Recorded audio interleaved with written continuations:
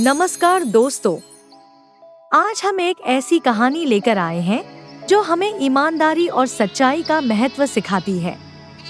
यह कहानी है the boy who cried wolf यानी भेड़िया आया।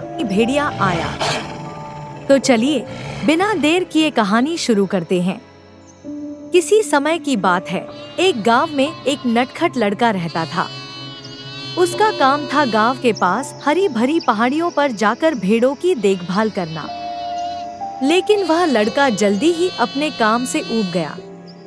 अकेले बैठे बैठे उसे मजा नहीं आ रहा था, इसलिए उसने एक शरारत करने की सोची।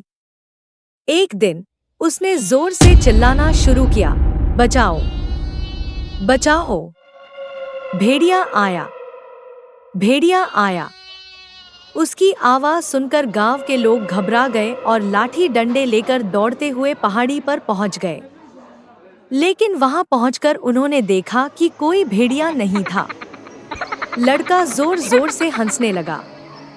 गांव वालों ने उसे समझाया कि झूठ बोलना अच्छी बात नहीं होती और गुस्से में वापस चले गए।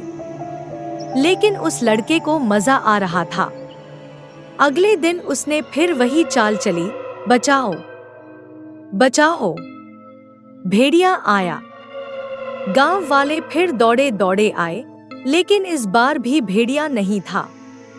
जब उन्हें पता चला कि लड़के ने फिर से झूठ बोला है, तो वे बहुत नाराज हुए और उसे चेतावनी देकर लौट गए। कुछ दिनों बाद जब सच में एक बड़ा खूंखार भेड़िया पहाड़ियों की ओर आ गया, तो लड़का डर से कांप उठा।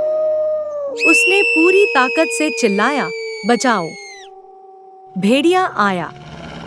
सच में भेड़िया आया, लेकिन इस बार गांव वालों ने उसकी आवाज पर ध्यान नहीं दिया। उन्हें लगा कि वह फिर से झूठ बोल रहा है। लड़का पूरी कोशिश करता रहा, लेकिन कोई नहीं आया। भेड़िया उसकी कई भेड़ों को मारकर चला गया और अब लड़के को अपनी गलती का एहसास हुआ। उसे समझ आ गया कि अगर कोई बार बार झूठ बोले तो लोग उसकी सच्चाई पर भी भरोसा नहीं करते। इस कहानी से हमें क्या सीख मिलती है?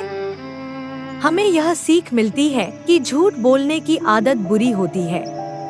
अगर हम बार बार झूठ बोलेंगे, तो जब हम सच कहेंगे, तब भी कोई हम पर विश्वास नहीं करेगा। सच्चाई और ईमानदारी इंसान की सबसे बड़ी पूंजी होती है और हमें हमेशा सच बोलना चाहिए ताकि लोग हम पर भरोसा कर सकें। तो दोस्तों, आपको यह कहानी कैसी लगी? क्या आपने कभी ऐसा कोई अनुभव किया है जब झूठ बोलने की वजह से आपको परेशानी उठानी पड़ी हो? हमें कमेंट में जरूर बताइए। अगर आपको यह कहानी पसंद आई हो, तो इसे लाइक करें, शेयर करें और हमारे चैनल को सब्सक्राइब करना ना भूलें। फिर मिलते हैं एक और नई और रोचक कहानी के साथ। तब तक के लिए खुश रहिए, सच्चे रहिए और आगे बढ़ते रहिए। धन्यवाद।